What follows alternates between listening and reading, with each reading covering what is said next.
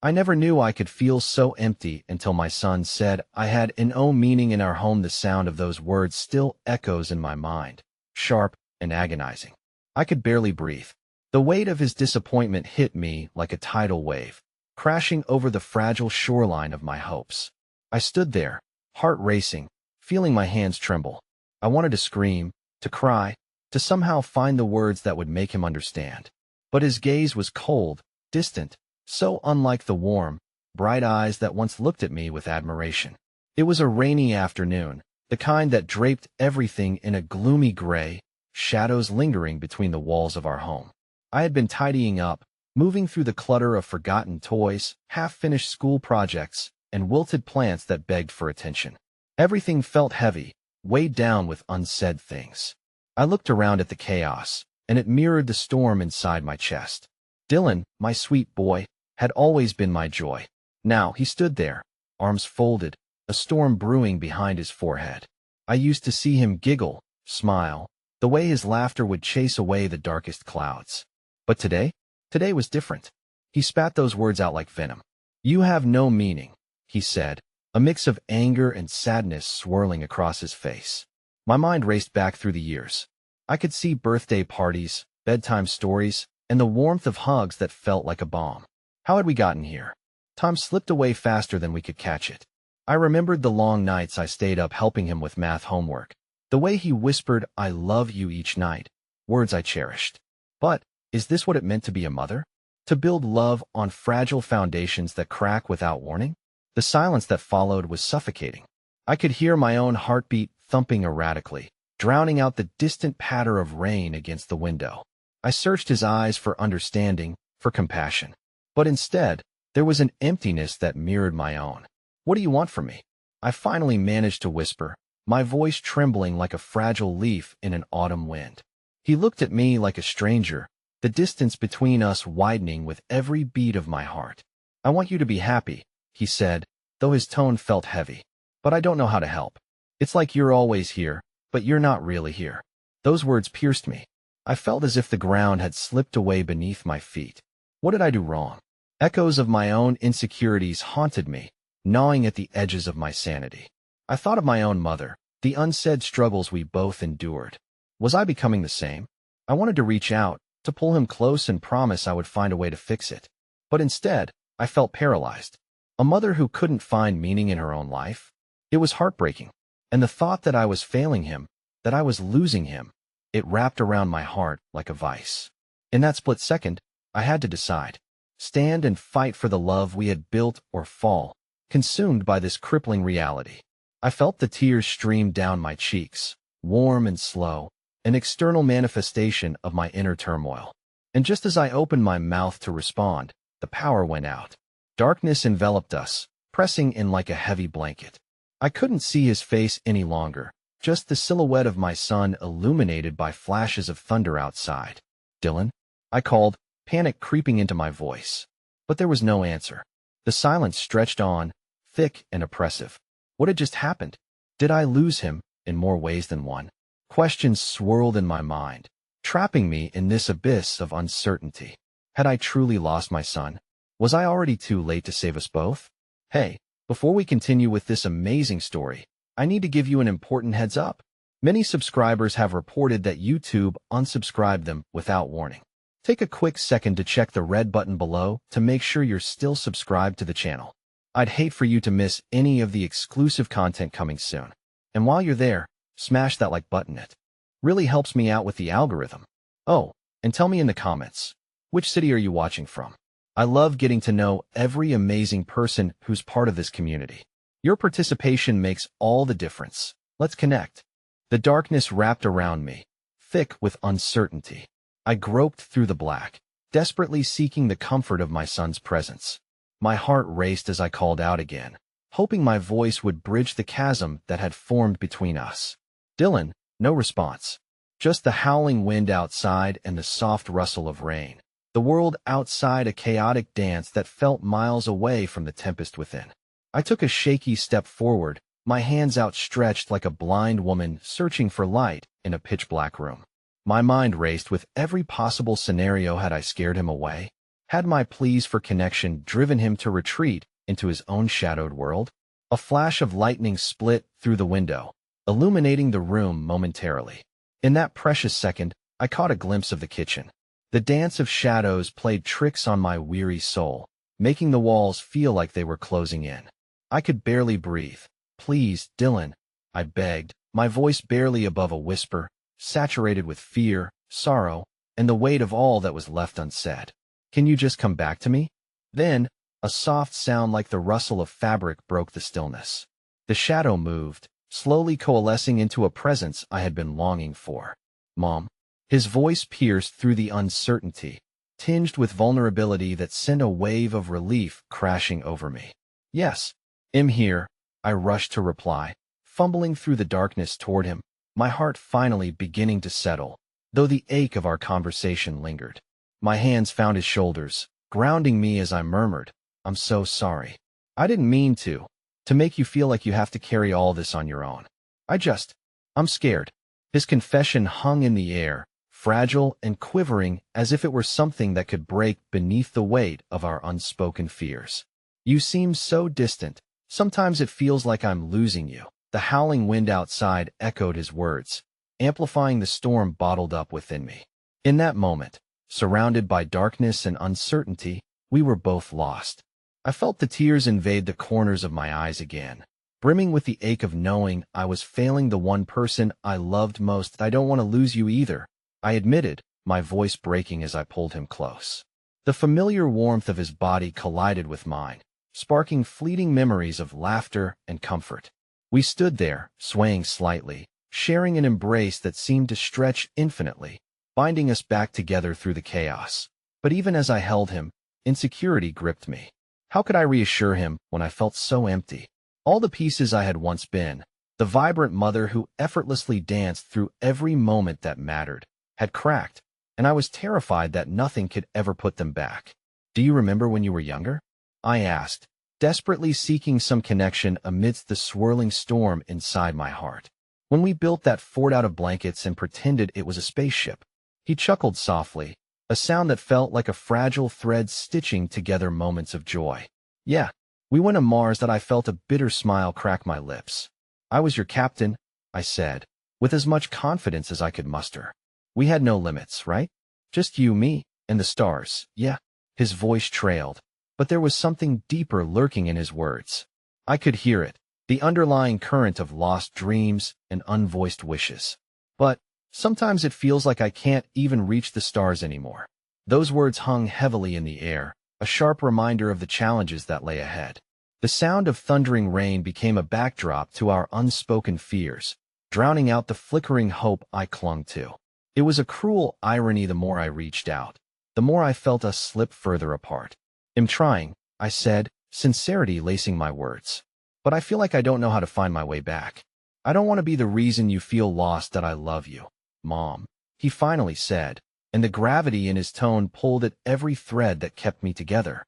"But maybe it's time you start loving yourself too." His words, while gentle, felt like a slap. I had spent so much time pouring myself into him that I had neglected the person I used to be, the passion and dreams that used to define me. What did it mean if I didn't hold any meaning for myself? I felt the world tilt beneath my feet, like it was slipping away again. "I'll try," I said finally, deep down knowing that change wouldn't happen overnight. It frightened me, but maybe, just maybe, there was hope tucked away in those simple words. Suddenly, the lights flickered on, illuminating the small room and revealing the mess of our lives scattered in disarray. But in that moment of sudden brightness, a sense of panic washed over me. The smile Dylan wore vanished, replaced by a dawning realization that perhaps the comforting shadows we had shared were being chased away by light, a light that had come too soon. "Dylan," I began, my heart racing again as the fear of what had passed sank into my bones anew. What if before I could finish my thought, he turned sharply, looking towards the door. "Mom, we need to check something." What could be so important? Anxiety twisted in my gut as he rushed toward the front door, leaving me standing in the glow of the overhead lights. I followed closely, the grip of uncertainty tightening around my heart again. But the moment I stepped outside, What lay before us shattered every ounce of peace I had begun to grasp. There, sprawled across our driveway, was a crumpled envelope marked boldly urgent, and attached to it, an ominous package, dark and foreboding, waiting in silence. "Mom, what is it?" Dylan asked, a tremor in his voice that sent chills down my spine. My mind raced toward the possibilities, whispering fears threatening to drown me. What had just arrived, and why did it feel like the ground beneath us was shaking once again? As I slowly reached for the envelope, a faint whisper of apprehension coursed through me, as if I could already sense that this moment would alter everything. Unable to extract a single breath, I turned the envelope over, facing a truth that awaited us both, a truth that would unravel what little we had begun to stitch back together. The moment my fingers brushed against the envelope, a shiver ran down my spine, a turbulent prelude to the storm of emotions I was desperately trying to keep at bay. The weight of Dylan's eyes on me felt like a cascading wave, crashing over the fragile buildup of hope we had briefly found in the darkness. I hesitated, caught in the moment. What if it was bad news? What if it thrust us further into the chasm of despair? "Open it, Mom," he urged, his voice barely rising above the rhythmic patter of the rain. I met his gaze, and I could sense his urgency, but also an innocent trust that I feared I might shatter with whatever was concealed inside that envelope. With shaking hands, I tore it open, the once calm anticipation morphing into a jagged anxiety. The paper unfolded slowly, revealing a letter scrawled with sharp, bold ink. "Dear Mrs. Hartman, we regret to inform you that due to unforeseen circumstances, your son's scholarship application has encountered significant complications.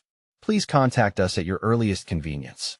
As the words blurred together in my mind, I could feel the color drain from my face. The implications sank in like stones in a deep, silent lake.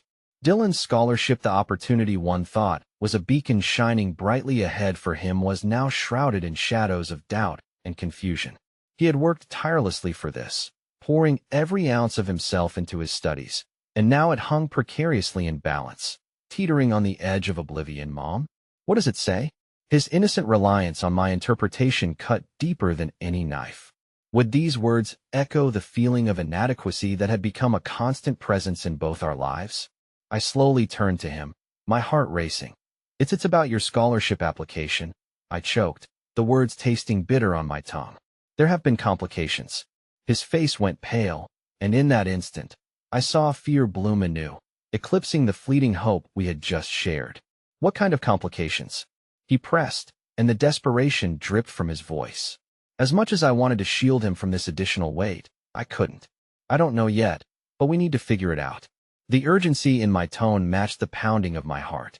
I hadn't realized how much I had begun to trust that promise's future, once vibrant and attainable, now dimmed beneath the weight of that simple word. "Complications," his breath hitched, and in his eyes bounced reflections of the fear I had been trapping inside of me for far too long. Fear of failure, of being lost, manifested now in the bleak reality of our circumstances. "I worked so hard, Mom. How could this happen?" "I don't know," I whispered. I couldn't bear the crestfallen look on his face. It stung, and I felt the surge of my own despair rising like a tide. "But we'll get through this." My voice lacked the conviction I wanted it to carry. How could I promise a way forward when uncertainty loomed like a dark cloud above us? As we stood there, the rain began to pick up again, the wind howling as though it too was mourning the dreams we'd built together. I felt the familiar sting of tears in the corners of my eyes, but I blinked them away. I didn't want Dylan to see me break again. Just then, a small figure appeared along the sidewalk, illuminated by the dim glow of the streetlight. As they approached closer, a familiar shape emerged from the shadows. Our neighbor, Mrs. Thompson, clutching a warm pie in her hands. "Evening, dears. I was just baking. Thought you might want a little something to brighten up your night," she called out, undeterred by the storm brewing around us. Her warmth radiated through the chilled air, a bright spot amidst our spiraling chaos. "Thanks, Mrs. Thompson," I managed, grateful for her sudden presence. Perhaps a small offering of kindness could help ease the burden that weighed heavy on my heart. "That's quite the weather we're having." She looked back to the sky, oblivious to our turmoil. "I hope you both are doing okay." I opened my mouth, ready to share the truth of the evening's events, the decision that lay heavy upon us, but the rhythmic movements of Dylan next to me silenced my words. He took the pie from Mrs. Thompson with a polite smile that didn't quite reach his eyes. "We're surviving," I said instead, a feeble attempt to mask the churning pain lurking beneath the surface. "Good. That's all we can do sometimes," she replied with the kind of sincerity that made my heart ache with gratitude. Realizing that we were not entirely isolated in our struggles, perhaps brought a glimmer of warmth to these darkening moments. But as she walked away, Dylan turned to me, worry etched into his features. "What are we going to do, Mom? This didn't just happen out of nowhere." I couldn't shake the sense of dread creeping over me. The letter, the worries, the weight of unfulfilled promises, the thought of facing this alone, of failing him yet again, was unbearable. The shadow of self-doubt was inching closer, threatening to swallow us whole. "Maybe we'll figure it out tomorrow," I said softly, hoping both for him and myself amidst the uncertainty. But knowing that tomorrow felt like yet another precipice awaiting our fall, the distant hope that tomorrow might hold solutions, yet the gloomy possibility that it could bring even greater challenges. As the rain continued to patter against the pavement, the reality of our disarray became painfully clear. We were standing at the brink of our fears, with unsteady hearts and fragile dreams before us, teetering beneath the pressure of an impending storm neither of us saw coming. But just as I felt the veil of despair encroaching once more, something whispered to me from deep within, a flicker urging me to remain rooted, to face whatever uncertainty awaited us. I looked at my son, at the fatigue behind those trusting eyes, and I steeled myself for what lay ahead. Because if there was one thing I had learned in my life, it was that amidst the darkest storms, even the smallest gestures can seed the path forward. As Dylan shuffled closer, the flickering hope ignited within me once again, intertwining with the growing dread, creating a chaotic resonance that only mirrored the life we were trying to reclaim. And even as I clutched the envelope tightly, I had a sinking feeling that the revelations we were about to face could change everything, leaving both of us wondering whether we could truly weather the storm together, or if life's next blow would sweep us apart once more. The following morning bore the weight of yesterday's tumult like a thick fog hanging stubbornly in the air. I stood at the kitchen sink, my hands immersed in soap and water, scrubbing a pile of unwashed dishes that had grown too high, a small representation of my hopes floating out of reach. Each clatter of porcelain against porcelain echoed my thoughts, each one a reminder of my struggle to remember what normal felt like. The gentle sunlight crept through the window, illuminating dust motes dancing in the stillness. But for me, the light felt misaligned, fractured, as if its vibrant energy couldn't penetrate the cloud of doubt enveloping our home. Dylan moved listlessly around the kitchen, aimlessly searching for breakfast. The softness of his expression had hardened overnight, as if the weight of uncertainty had aged him beyond his years. It broke my heart, 1,000 unspoken fears and doubts visible in his every move. "Mom, can I just have cereal?" He sounded defeated, barely meeting my gaze as I turned to him. "Of course, sweetheart. Are you feeling okay?" I ventured, my voice desperately blending concern with a maternal instinct to shield him from the tempest brewing in our lives. "I guess," he replied, pouring cereal into a bowl in a mechanical motion that stung. He certainly didn't sound like the boy with dreams as expansive as the sky, braving the world one step at a time. With breakfast done, we settled at the small kitchen table, and I couldn't help but notice the absence of laughter that usually spun threads of light through our home, leaving it eerily quiet. I set the milk bottle down and watched Dylan absently stir his cereal, a glimmer of silver swirling through the white broth. The emptiness resonated, making my heart ache like an open wound. I wanted to reach out, to draw him back into the warmth we once shared, but the invisible walls felt too high, too fortified to breach. "Dylan," I started hesitantly. About the scholarship, I tried to choose my words carefully, but the anxiety coursing through me tied my tongue in knots. He looked up, and the anguish in his eyes mirrored my own. "Mom, I don't want to talk about it. Maybe it'll just fix itself, right?" A lie wrapped in hope. Yet hope had turned fickle, abandoning us in our time of need. "You can't just ignore it," I murmured, my voice barely above a whisper. "We should figure it out today." The cadence of my words felt heavy. We were hanging on the precipice of a cliff, but I wanted to instill the will to climb back up. But Dylan buried his face in his hands, and I heard him sob softly. Why does everything have to be so hard, Mom? I don't understand what I did wrong. A pang tore through my chest at his words. How did he come to feel that this burden belonged to him? I slid my chair closer, and I enveloped him in a hug. The warmth of his presence beneath my arms was grounding, yet my heart felt like a broken compass directionless. You didn't do anything wrong, sweetheart. Life just doesn't always make sense. As he leaned into my shoulder, I could feel the tremors of his hurt coursing through us, and it became more clear than ever that my son's emotional scars mirrored my own. I had it under wraps most days, but in quiet moments like these, it seeped through, flooding every corner of our home, widening the chasm between us. The soft knock at the door disrupted our cocoon of despair. I released Dylan, but the weightiness lingered in the air. I stood, hoping for some distraction, a lifeline thrown toward our sinking ship. When I opened the door, my neighbor Grace stood waiting, clutching a woven basket brimming with fresh bread and vegetables from her garden. Thought you might need a little pick-me-up, she said, her smile radiant amidst the overcast skies. Thank you, Grace, I replied, forcing a smile that didn't quite reach my eyes. You have no idea how much this means. Her gaze shifted past me into the house. Is everything all right? I could feel Dylan lingering behind, an embodiment of my fears standing in stark contrast to Grace's warmth. We're just having a tough morning, I admitted, feeling vulnerability pooling in my chest. Maybe kindness was the key to unlocking what was hidden beneath the surface. Maybe it could stitch together the pieces of our suffering for us to redefine our meaning. Grace nodded, her eyes filled with understanding. You're welcome to join us at the community center this afternoon.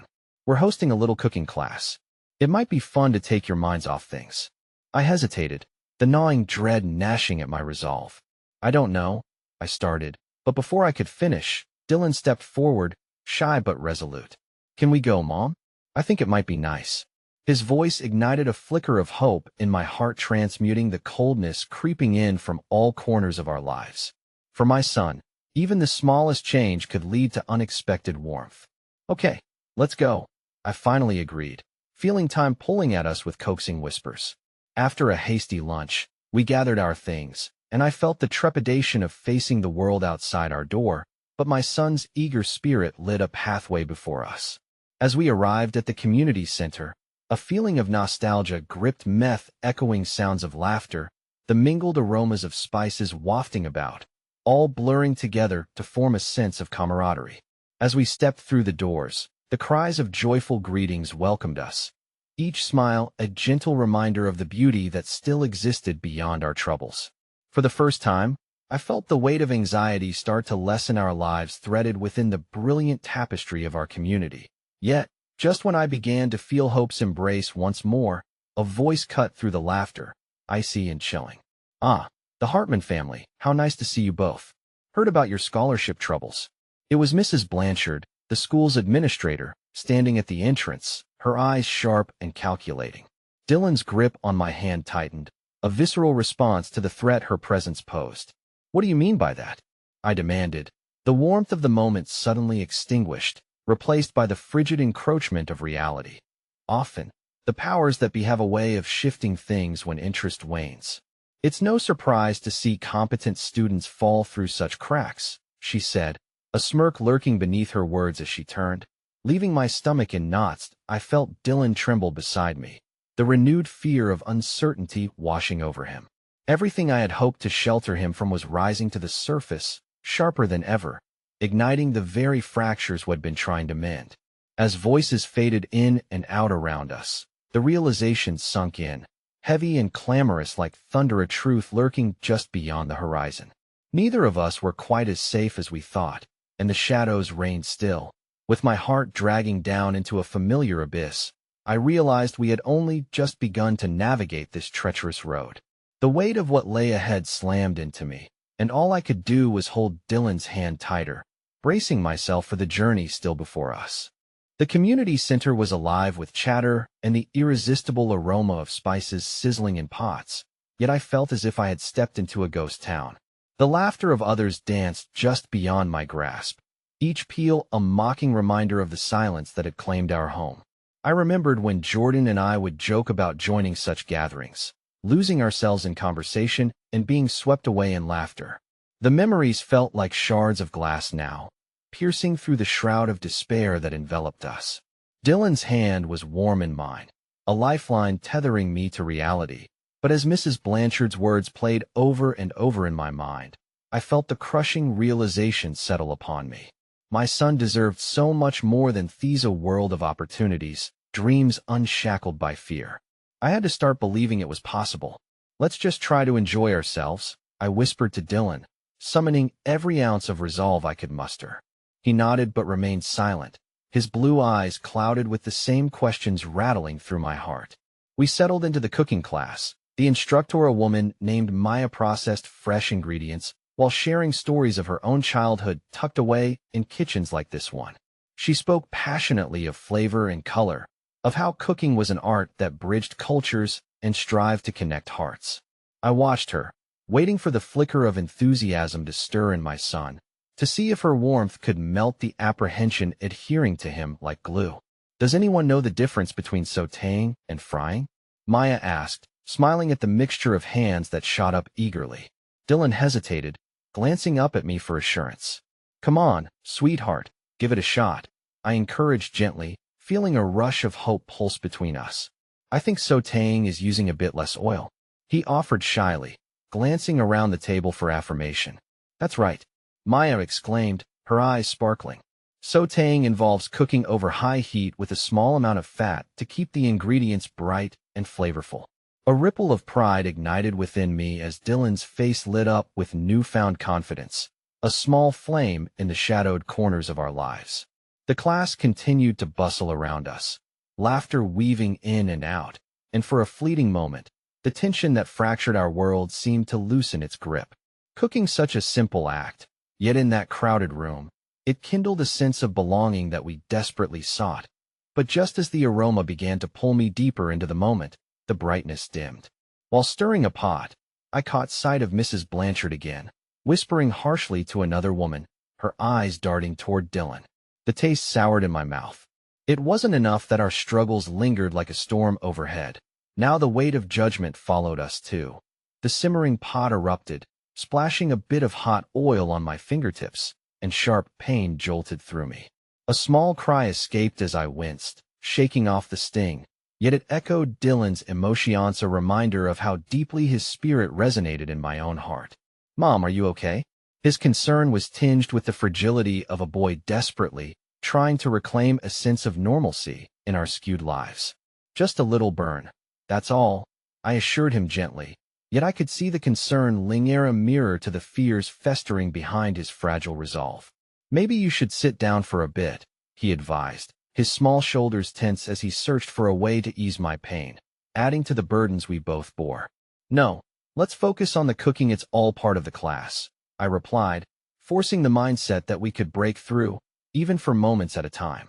As the class progressed, moments of joy flickered between us like fireflies later caught in a net, but each warmth was swiftly swallowed by a creeping darkness, one that not only clung to the corners of our lives, but began sowing seeds of doubt in Dylan's mind. Just as we prepared to sit down for the meal, sweat began to bead on my brow, not from the heat of the stove, but from the unease ratcheting up in my chest. A small part of me felt compelled to reassure him. I needed to give him the support he longed for amidst uncertainty, the very ache that was clouding our lives. Dylan, I began, the words clumsy but determined. Whatever happens with that scholarship, I want you to know you matter, more than anything else in this world. It doesn't define who you are. He looked at me, raw emotion mingling in his gaze. But what if it's not enough? Then, we'll figure it out together. I'm right here, and I won't let you face this alone, I assured him, squeezing his hand. But before he could respond, the buzz of a phone vibrated through the dining table, and I felt dread wash over me as everyone paused. A sense of collective attention drew the group's eyes to the phone flashing in the center, and Maya approached, curiosity peaking like rising dough. No one lets a message go unattended in a room this vibrant, she said with a laugh, trying to lighten the moment. Someone finally picked it up and read aloud. My heart dropped. Urgent alert. Due to unexpected budget cuts, The school district has announced that scholarships will be halted until further notice. Further details will follow shortly. The room fell silent. A suffocating weight engulfed us all. An avalanche of despair crashed upon my shoulders, and I felt Dylan's small body tense beside me. It was a devastating blow not just to him, but to what little belief we had mustered that maybe, just maybe, things could turn around. Dylan turned to me, disbelief storming across his young face. Panic flickered in his cerulean eyes that were slowly being overwhelmed by that very emptiness I had spent my life trying to shield him from. "Mom, what does this mean?" His voice quivered as he searched for assurance, but I felt my heart trembling with uncertainty, as if it too was questioning the ground we stood upon, barely holding us through. For the first time in a long while, I felt entirely unmoored, my own hopes teetering on the edge of the abyss I feared. A dread pooling in my chest as I faced the realities before us. I had fought to be his anchor, yet now it felt as if the tides would sweep us away. In that moment, I realized we weren't just battling external forces. The fight was inherently internal, tethered to fear, love, and hope. The fluctuations within me churned, tugging at the very strands of our existence. Before long, every kindness echoed with melancholy, a reminder that nothing worth having came without a fight. And as I gripped my son's trembling hand tighter, I feared what our next steps might lead us to if we even had the courage to step forward at all. The chatter in the community center had vanished, silence stretching uncomfortably until a few hesitant voices murmured lowly, still reeling from the alert. The heavy sting of disappointment lay like a shroud over the gathering, an unspoken sadness that seeped through the walls and wrapped around each participant, cutting off any possibility of joy. Dylan pulled his hand away from mine, a small action loaded with confusion and fear. His young shoulders hunched, and I could see the weight of the world pressing down around him. How could I explain that life often felt like a scattered puzzle, with pieces we thought we had before, now smeared by uncertainty? "Mom," his voice broke, raw with emotion. "Does this mean I won't be able to go to that school?" I opened my mouth to respond, but the words felt caught in my throat. How could I tell him the truth that our dreams, just when they began to feel tangible, could be swept away without warning? Instead, I forced a smile, one that I hoped looked genuine despite the ache spreading within me. "Not necessarily, Dylan. We can still look for other options, maybe even scholarships with different organizations." I wanted to believe my own words as they echoed softly in the hollow space around us. "But what if there aren't any?" he asked, an edge of panic rising in his tone. I turned my gaze away, not wanting him to see the tears gathering in my own eyes. "We won't give up. We will keep searching until we find a way." I felt Mrs. Blanchard's gaze boring into us from across the tablia, darkness swirling in her expression, as if she had taken the opportunity to conjure a judgment that buzzed beneath the surface of her false concern. My heart raced as I suddenly felt the past leaning heavily against me, warning of the conflict yet to come. The teacher, Maya, sensed the atmosphere, and with a gentle clap of her hands, she attempted to rally the group. "All right, everyone, let's finish cooking. Food is a celebration, a gift for all of us to share, no matter what else might be going on in our lives." There was a half-hearted cheer, but it felt forced. Slowly, we sorted back to work, chopping vegetables and stirring the simmering pots, the smells intertwining and providing a thin veil against the encroaching shadows that as I worked. I caught sight of a young couple not far from me, stealing glances at Dylan and offering tender smiles, perhaps trying to convey empathy in this space where hopes flickered like candle flames. After a while, they approached us at the table. "Hey, we just wanted you to know," the woman spoke softly, "we've been in a similar situation. We spent months worried about our kids' schooling too, but you can get through this. You'll figure it out, definitely," the man chimed in, nodding earnestly. "We're still figuring things out ourselves, and we're hopeful. You've got each other, and that's what counts." Their words knocked gently against the barriers I had built inside, the warmth of unexpected kindness reminding me that even in our darker moments, there were those willing to share fragments of light. "Thank you," I managed to say, feeling the sincerity in their eyes reflect some of my own vulnerability. As we sat down to the meal, the food tasted different, laden not only with spices, but with newfound connections that began to break through the walls. For a moment, I savored it, letting the warmth seep into my heart, wishing to build from the fragile beams of hope rather than burdens of despair. Yet, as Dylan leaned closer, his features illuminated by the soft glow of the overhead lights, I caught a glimpse of his deepening anxiety. Despite the camaraderie brewing around us, I felt him slip further into shadows. It was painful to witness him struggling, unable to turn away from an uncertainty that began to echo loudly in the silence of his heart. "Mom, do you think that if we don't find another scholarship, I might have to stay at my old school? The one with," he hesitated, "the kids who used to bully me." His voice trembled, raw and open, and my heart broke a little more with each breath he took. I wrapped my arm around him, willing strength to flow from me to him. "No, sweetheart. No one can dictate what your future holds. You have voices that believe in you." But in that moment, I felt it too, the suffocating fear, lurking like a storm on the horizon. I could smell the rain, not just metaphorically, but literally, the fragrance of static growing thicker in the room. Then it struck me all at once, like a bolt of lightning piercing through the dark. What if there was more beyond simply losing the scholarship? What if the ripple effect of this budget cut would reach even further? Then, as if fate twisted its knife, the atmosphere shifted dramatically. A hush fell around the room, like the world was holding its breath. The door swung open, and in walked a figure I recognized all too well. It was Mr. Thompson, the principal of Dylan's school, his typically jovial demeanor now replaced with a somber expression. As he cleared his throat, the air thickened with tension. "I'm afraid I have an important announcement." Due to unforeseen circumstances, my vision blurred, panic launching through me as I held on to Dylan, preparing for a truth I hoped wouldn't surface but sensed looming darkly at our door. The weight of Mr. Thompson's presence settled heavily in the room, as though he had dragged an invisible anchor behind him. Everyone turned to face him, and I could feel the collective pulse of anxiety swelling in my chest. My fingers tightened around Dylan's knee, my usual calm a distant memory. "I have some unfortunate news," Mr. Thompson began, his voice cracking slightly as though the words themselves were too heavy to bear. "Due to the recent budget cuts, we will be shutting down several after-school programs, including the tutoring services and extracurricular activities that many of our students, including those on scholarships, rely on." The world seemed to tilt on its axis, muscles in my neck tightening. A deafening roar ensued in my mind as our hopes began to crumple like paper in the face of reality. The room echoed with muffled gasps, and I could see Dylan's face pale as he absorbed the information. Eyes wide, brow furrowed, he looked to me, searching for reassurance, but all I could offer was a bone-deep sorrow mirrored in my own gaze. Maya attempted to step in, speaking up against the tide of despair. "We'll find a way. This community is strong. We'll rally together and fight for our kids." Her feigned optimism was a fragile thread grasped unsuccessfully by everyone. I admired her spirit, yet I felt hollow inside, like an empty shell that had just been dragged through the storm. Dylan's small voice broke through my turbulent thoughts. "So, that means I might not get the help I need?"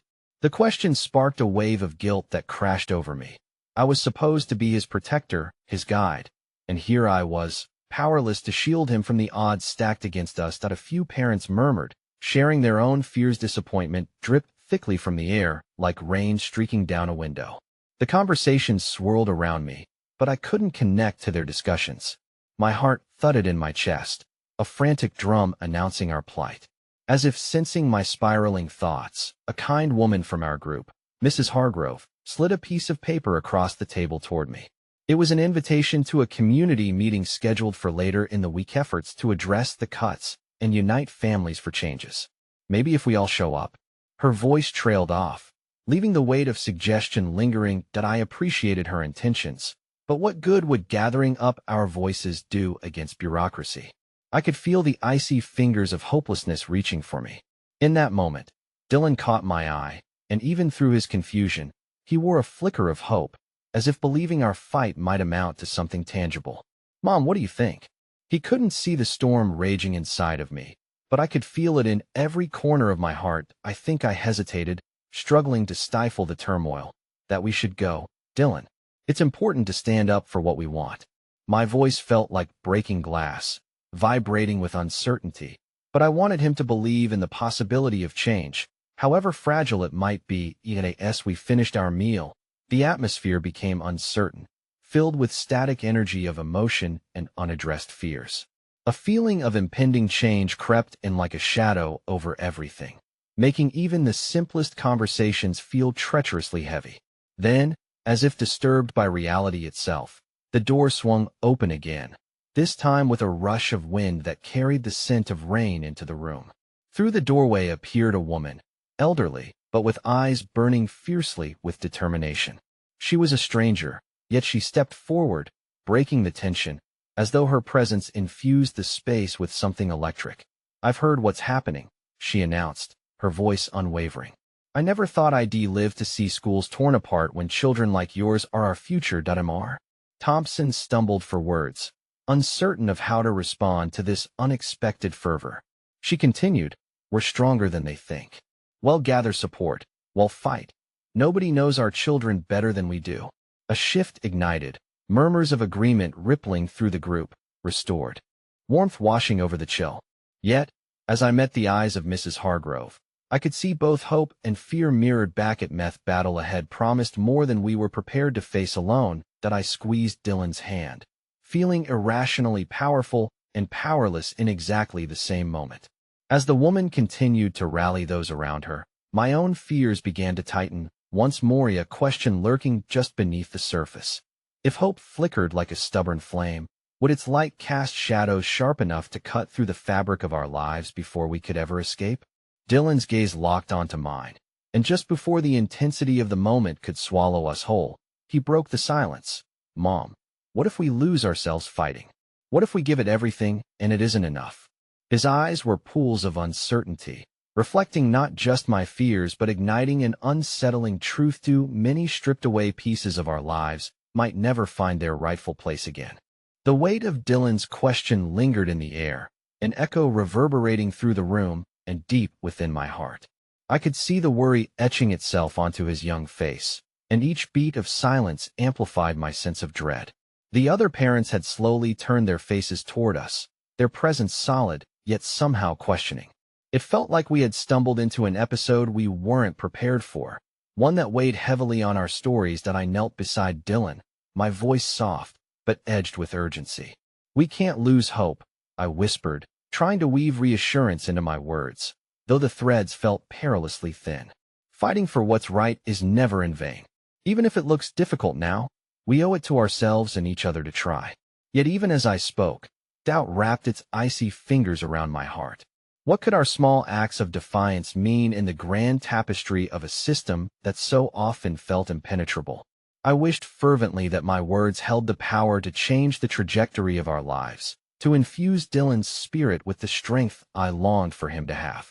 But as the days rolled into the community meeting, the fracture in my soul deepened. Each parent's face held a different story, and as they shared their trials and tribulations, I felt a conflicting mix of solidarity and isolation. Voices swirled around me like a storm, but I was left feeling adrift, tethered only by the unwavering gaze of my son beside me. It was as though I stood on the edge of an abyss, peering into the darkness while everyone around me took steps forward, heads held high, spirits entwined with hope. The elderly woman we now knew as Mrs. Bowers commanded the room, a beacon of resilience. As she rallied everyone, calling out to those who had resources to share, her passion ignited sparks of courage around us. It was remarkable to witness, yet in the back of my mind, the question loomed larger: how long could this fragile solidarity last? What would happen if we exposed our resolve only to have it betrayed by indifference? But amidst the seriousness of our situation, small moments of connection began weaving through the shadows. The woman sitting across from me, an older mother with streaks of gray hinting at a life well lived, reached for my hand. "You're not alone in this," she said, her voice steady. "We're all in this together, and we deserve to be heard." That simple gesture sent ripples through me, allowing warmth to momentarily fill the chilly spaces of uncertainty. There was something in her grip that signified not only solidarity, but a shared understanding, the unspoken bond formed through the same desperation to protect our children, to believe in their potential. Despite that flicker of hope, the next days unfolded with challenges that pushed my reserves to the brink. The meeting transformed into a battleground of opinions clashing, momentum stalling out against the heavy machinery of the educational system. I worked late nights drafting letters, coordinating supplies, trying to hold on to the momentum Mrs. Bowers had sparked. But with each failed attempt to gain traction, I felt the strain of my efforts tug at the delicate threads of my sanity. Dylan, initially excited at the idea of working with other kids, began retreating into his shell. I would find him sitting alone, sketching with quiet intensity, his face drawn. When I asked him one evening what was wrong, his words were hesitant, tinged with sadness. I just wanted to help. I thought we could make things better, but now I'm worried we're not enough. In those moments, I saw the flicker of the boy he was becoming, dimmed by the weight of despair. The feeling wrapped around me like a suffocating shroud. I felt the chasm between us widen, the reality crashing in. What if my fight was dismantling the very hope I was trying to build for him? The struggle to answer him was suffocating. Sometimes we don't know if we're enough, Dylan. But what matters most is that we try. I need you to help me find ways to show others they can believe too. You're stronger than you realize. His expression morphed into a mixture of doubt and yearning as he nodded, albeit unconvinced. I clenched my fists, frustration at the situation spilling over. I couldn't fight this battle alone, not against the unraveling threads of our lives. It was clear we stood at a precipice, the ground shifting beneath our feet. Facing the possibility of failure scared me more than I dared to voice. Where could my courage find refuge when the doubt settled so heavily in the pit of my stomach? As the week drew to a close, a new report emerged in the community news of further cuts, the potential closure of not just after-school programs, but entire schools. As the revelation spread through the town, I could feel the energy shift once again, this time steeped in deeper-rooted terror. Dylan slipped his hand into mine at the local news station, where fears turned to fervent whispers of what could come next, but his grip bore the weight of his worry and mine intertwining. I gazed at the faces around me, a tapestry of shared anguish and determination. Their defiant murmurings mingled with my own unsteady breaths. Just then, a loud crash echoed from outside, drawing our attention to the sidewalk where an old, familiar face emerged from the crowd, one I had never expected to see again.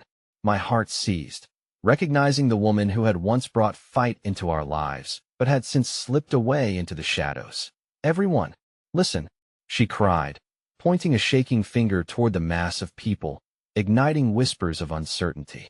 "The fight is just beginning, but we're not alone." Feeling the tremor of hope shatter apart within me, I realized that the journey was far from over, yet the road ahead loomed ominously as I turned to see Dylan standing at the edge of my resolve, his eyes searching my face for the meaning that had begun to slip away. A sudden thought gripped me with suffocating intensity. If I didn't hold on to these threads of connection and fight, would my son one day question if he had any meaning to hold on to in this world's compliant chaos? As the winds of change blew across our fragile unity, fear clawed at my throat, while an unfamiliar urge began building within me, a determination I had been forcing back, searching for the right moment to unleash. And what if facing the coming storm was our only chance to rediscover the very meaning he was worried we were losing? The meeting at the local news station turned into a whirlwind of voices, each echoing the concerns of the community while also carrying the weight of unspoken fears. I remained there, my fingers entwined with Dylan's as I tried to wrap my mind around the shock of seeing Mrs. Collins again. Her presence ignited both hope and trepidation in equal measure. The crowd hushed as she stepped forward, her long hair flowing wildly in the wind. "We've faced worse than this, folks," she exclaimed, her voice rising with each word. "We are not powerless. Look around this room. We have the spirit of every child who has ever walked these halls in our hearts. We cannot sit and let them decide our future without a fight." With each nod and murmur of agreement from the people gathered around us, I felt a flickering candle within me igniting into a flame. Yet beneath it all, a creeping terror wrapped its tendrils around my chest. What if this was for nothing? What if the same fervor that had sparked in Mrs. Bowers quickly dimmed under the weight of harsh realities and failed promises? I glanced down at Dylan.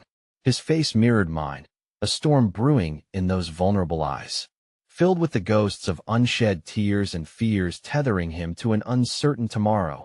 He seemed small in the midst of this chaotic battleground of voices and cries for justice. As the meeting continued, There were moments of laughter, two memories shared and stories exchanged, a tapestry of life woven together by the threads of resilience and collective struggle. Yet I could feel Dylan's unease growing, and I realized my own fear was spilling over to him. "I'm tired, Mom," he finally whispered, pulling my attention fully back to him. "Can we just go home?" I wanted to argue, to encourage him to stay and join the chorus of advocates rising to fight for not just his right to an education, but for every child who felt lost or unseen. But the look in his eyes urged me to listen, really listen to the exhaustion and frustration that now weighed heavier on both of us. "Okay, let's take a break," I agreed, leading him away from the thrumming crowd. Outside, the air felt crisp against my skin, a stark reminder that while the chaos inside may be unsettling, there was still a world beyond those walls. Finding a quiet spot on a nearby bench, I watched as he released a shaky breath. "Why does it feel like we're screaming into an empty room?" His voice cracked. "What if no one cares?" I could hardly breathe as I met his gaze, my heart heavy with the same question. "Dylan," I said gently, "there will always be times when we doubt. But remember that even in a room full of silence, your voice matters. And sometimes, when we speak up, we stir something in others, even if we don't see it right away." His tears shone like crystals in the fading light, but he nodded, giving me a glimmer of hope that he was willing to try. Yet, behind that flicker loomed my own obscured fears. What if standing up led to more heartache instead of healing? What if we stood alone, ultimately forgotten? Suddenly, a distant siren blared, cutting through the silence. Dylan's expression shifted from contemplation to confusion. "Mom, is that for us?" Before I could answer, a group of children ran past us, laughing and shouting, their innocent joy a stark contrast to our heavy hearts. Each laughter rang like a bell, a reminder of what was at stake. I couldn't let the shadows swallow that innocence so easily. "Let's go home, Dylan, and maybe tomorrow." I paused, feeling the trembling foundation of my resolve slip. "Maybe we can come back and invite some of those kids to join us. They deserve to have a voice too, just as much as we do."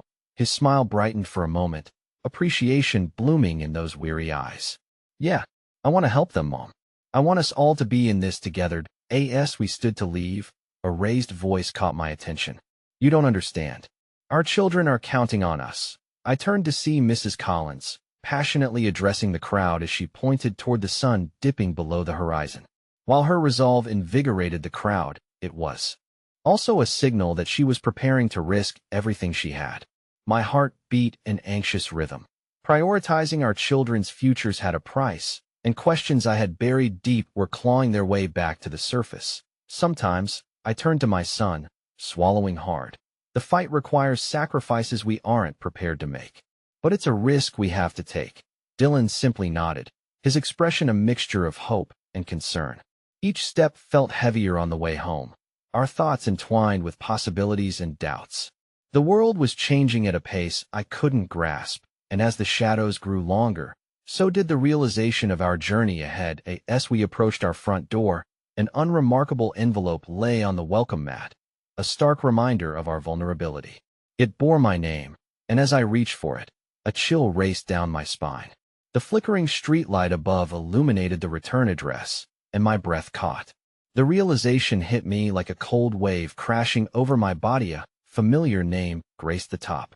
The agency I'd fought against, the one that had haunted my dreams and was responsible for the cuts we were facing, had sent me something. What could they want? My heart raced, fear overshadowing my commitment to hope. I glanced at Dylan, whose eyes mirrored my own apprehension. "Let's open it together," I whispered, my spirit wavering as I felt the weight of the moment grip me. And as I opened the envelope, I realized, whether it be kindness or cruelty, our lives will unravel further, waiting to be stitched back together by voices yearning to be heard. But at what cost? Everything seemed to pause as I unfurled the crisp letter. The words swirled before my eyes, a labyrinth of bureaucratic jargon that somehow felt heavy, like a steel anchor sinking deep into the pit of my stomach. "Dear Mrs. Hartman, we regret to inform you that..." My heart stumbled at each line as reality ascended, snapping tight around my chest until all the breath seemed to vanish. Words became useless shapes. Each inhale I attempted felt like a cruel reminder of our lost hopes. Dylan's presence beside me felt both comforting and terrifying as the weight of uncertainty threatened to crash down upon us. I could feel his small hand trembling against my own as I read through the bottom, the conclusion dripping with cold finality. As I finished reading, I felt like I had taken a plunge off a cliff into an abyss of despair. The ground beneath us was slipping further away, swallowed by darkness. Suddenly, the living room, the very core of our home, felt alien and stifled. "Mom?" Dylan's voice penetrated my fog, fragile and trembling. "What does it say? Is it bad?" I could see the flicker of fear darting across his face, and in that instant, I realized how deeply intertwined we were. His worries echoed the clamor resounding within me. I struggled to let the reality spill from my lips, my heart aching under the weight of unspoken truths. "It says that we have lost the appeal for the scholarship." Each syllable stung, sharp and bitter on my tongue. "The budget cuts affect everything. There's nothing we can do." A hollow silence enveloped us, like a shroud swallowing sound. Dylan stepped back, hurt flashing in his blue eyes, a mix of disbelief, anger, and sadness brewing over like a tempest. "But I tried, Mom. I worked so hard for this. What are we going to do?" His voice broke, the devastation ripping through my once hopeful veneer. "Did I know you did?" I whispered, a soft plea laced with tenderness. "And I am so proud of you." "But I hesitated. Emotions gathering like a deluge, a tidal wave of defeat rushed over me. Perhaps it was the reality rushing in that made this harder to voice. "We'll have to figure something out. We'll find another way." He shook his head. "What if we can't? What if it's all over?" Those words, the weight of that thought landed like stones on my heart. Regret twisted through me, settling into the depths of my chest. I could no longer deny the fractures in our lives. I had tried to shield him from the storm, but it loomed, relentless and real. And perhaps my own quest for meaning was not just about me finding purpose anymore. It was about him, too, about building a world where he wouldn't feel lost or defeated. But then, amidst the growing sense of despair, I remembered the voices uniting during the community meeting, the shared determination binding us together, fighting for a cause that mattered. I took a deep breath, steeling my resolve. "Dylan, we're not alone in this fight. There are many other kids who believe in this too." I searched his eyes for something, anything that resembled hope. His expression wavered, uncertainty dancing just beneath the surface. "You think so?" "I know so," I affirmed, reaching up to cup his face in my hands. "We'll rally together, and they need our voices. Remember when we helped build that fort out of blankets?" His eyes lit momentarily, the memory hinting at our adventures. "Remember what we said? We're explorers, fearless and brave. This is just another mission. We haven't stopped fighting yet." And suddenly, a spark ignited life returning to the muscles in his young shoulders, a glimmer of hope peeking through the clouds of sorrow. "That I want to fight. I want my future back," he murmured, his voice gaining strength. If a spell broke. I felt the fear melting away just a little, replaced by a flickering flame of determination rising from the hints in Dylan's voice. "Then let's do it," I said, feeling a cascade of encouragement rushing through both of us. "We'll go back to the community, share what's happened, and plan our next steps together. We can even start a campaign. We won't be silenced or shut down." Dylan's face brightened, and I could sense the feeling shifting through him. The idea of action ignited the embers of his spirit once more. "Can we really do that?" he asked, testing the resolve blooming in the air. "Absolutely.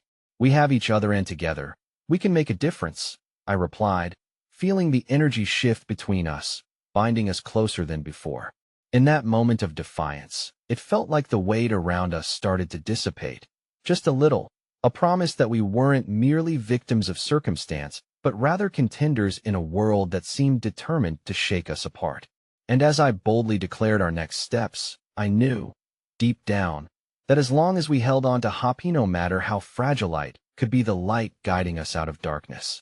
As we stepped out of our front door, I took Dylan's hand tightly in mine, marching forward toward the future with a sense of renewed purpose. A future full of uncertainty, perhaps, but together, we could create a space where dreams would not languish in the shadows. Hand in hand, we faced the chill of the evening air, but this time, it felt invigorating, swirling around us like a promise of change. I whispered to him, "No matter what happens, today we choose to take a stand." When voices rise together, they can shatter walls, bring down barriers. Our fight is worth it. Dylan nodded, a smile creeping across his face. We exchanged a look that promised resilience, love, and a commitment to discover meaning in the chaos together. And just as we turned the corner toward the community center, a familiar spark of hope ignited within my heart. I realized it was in our willingness to fight that not only would we find our voice, but also, we would rebuild our world. Each step we took was a step toward reclaiming not just our dreams, but our lives. The melody rising against the scars of yesterday, as the streetlights flickered on, illuminating our path forward. I understood one profound truth. Our story was still being written, and together, we could write a beautiful ending, one filled with the laughter and love we had so fought to hold on to. Letting go of the anchor of despair, embracing the storm of possibility, and moving forward together. My heart thrummed with the strength of an unwavering bond, ready to venture into whatever lay ahead, hand in hand. Because in the end, it wasn't about the scholarships or the markers of success. It was the courage to rise, to hold on to love, and to forever believe in the promise of tomorrow. And with that thought tethering us, I felt the dawn of a brighter day beginning to unfold.